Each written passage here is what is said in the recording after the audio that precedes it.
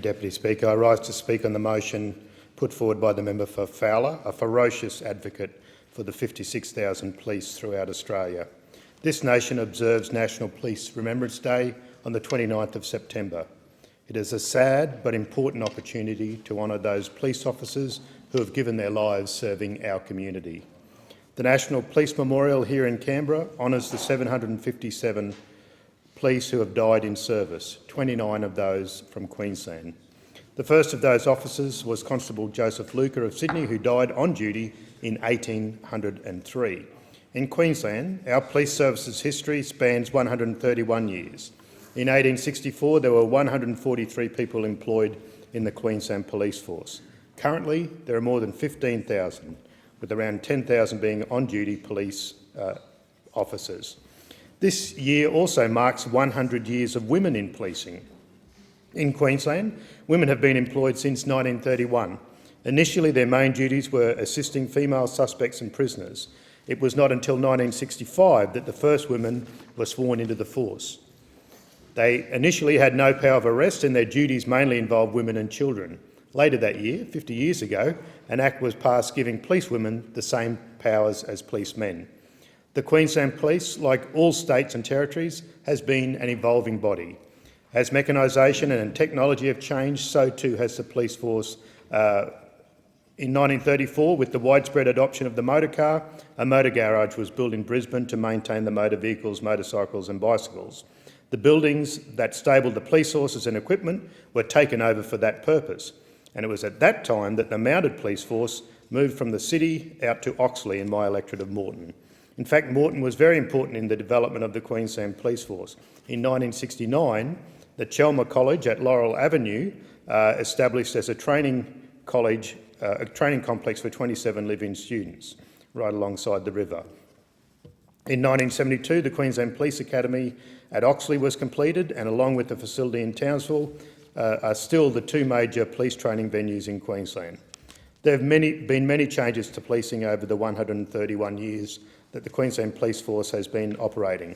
Traffic police became essential. Fingerprinting, the use of radio necessitated the erection of a police wireless station in the grounds of the police depot at Petrie Terrace. Central communications became operable in 1951. With modern communications and social media and computing, policing has changed enormously, even in the last decade. The men and women who make our modern police force are brave and decent people. On National Police Remembrance Day, we honour those brave men and women who have given their lives in their service to our country. I mentioned earlier that the first officer to die on duty, Constable Luker, who died in 1803. There have been 756 deaths in the course of duty in Australia since then. I would also, in this centenary of World War I occasion, like to remember and honour those brave policemen who died on active service during the First World War. There are 30 of them in total, brave officers who are exempt from enlisting due to their occupation, but took a leave of absence to join up. 66 officers out of 1,112 enlisted with the permission of the police force. Remember those 30 or more Queensland police officers who died in the Great War, as well as those who have died in the service of keeping the good order in our community.